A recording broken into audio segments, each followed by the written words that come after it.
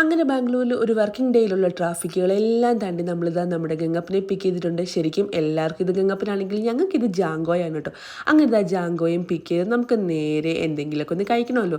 അങ്ങനെ ഇതാ ചായയും എന്തെങ്കിലുമൊക്കെ കടി കഴിക്കാമെന്നും പറഞ്ഞതാ ഒരു കേരള റെസ്റ്റോറൻറ്റിലും കയറി അവിടെ നിന്ന് നല്ല അടിപൊളി ചായയും കടിയെല്ലാം കഴിച്ച് നമ്മൾ നേരെ വീട്ടിലേക്ക് പോകാനുണ്ട്. സത്യം പറഞ്ഞാൽ പണ്ടൊക്കെ എൻ്റെ ഓൾ ടൈം ഫേവറേറ്റ് എന്ന് പറയുന്ന പഴംപൊരിയും പരിപ്പോടൊക്കെ ആണെങ്കിലും മസ്ക ബണ്ണിനെ കണ്ടപ്പോഴത്തേക്ക് എൻ്റെ കണ്ണങ്ങ് മഞ്ഞളിച്ചു കേട്ടോ. ഞാൻ പരിപ്പോടെ സൈഡാക്കി ഈ ഒരു മസ്ക ബണ്ണ വാങ്ങിച്ചത് എന്താണെങ്കിലും പരിപ്പോടെ അവിടെ ആക്കിയിട്ട് പോരാ. പരിപ്പോടെയും ഓരോ പഴംപൊരിയും പാഴ്സലാക്കി വീട്ടിലെത്തിയപ്പോഴത്തേക്കും പരിപ്പോടെയും പഴംപൊരിയും മാത്രം അങ്ങനെ കഴിക്കുന്നതെന്ന് വിചാരിച്ചത് രണ്ടുപേർക്കും പാലും ഞങ്ങൾക്കാണെങ്കിൽ ബ്ലാക്ക് കോഫി ഇട്ട് കേട്ടോ.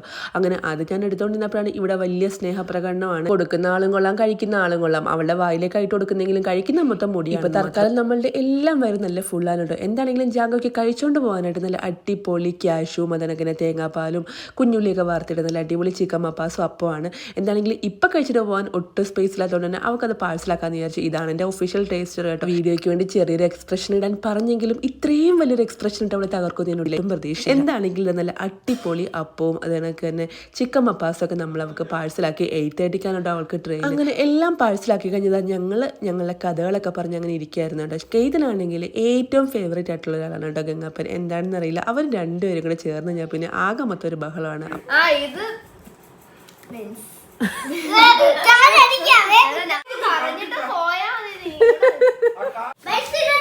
ഈ ഒരു കാരണമൊക്കെ കൊണ്ടാണ് കേട്ടോ കേതിന് ഭയങ്കര ഇഷ്ടം ഗംഗാപ്പനെ. എന്താണെങ്കിലും ആള് പോവാന്ന് അറിഞ്ഞപ്പോഴത്തേക്കും കേതിന് ആകെ മൊത്തം സങ്കടമായി കേട്ടോ.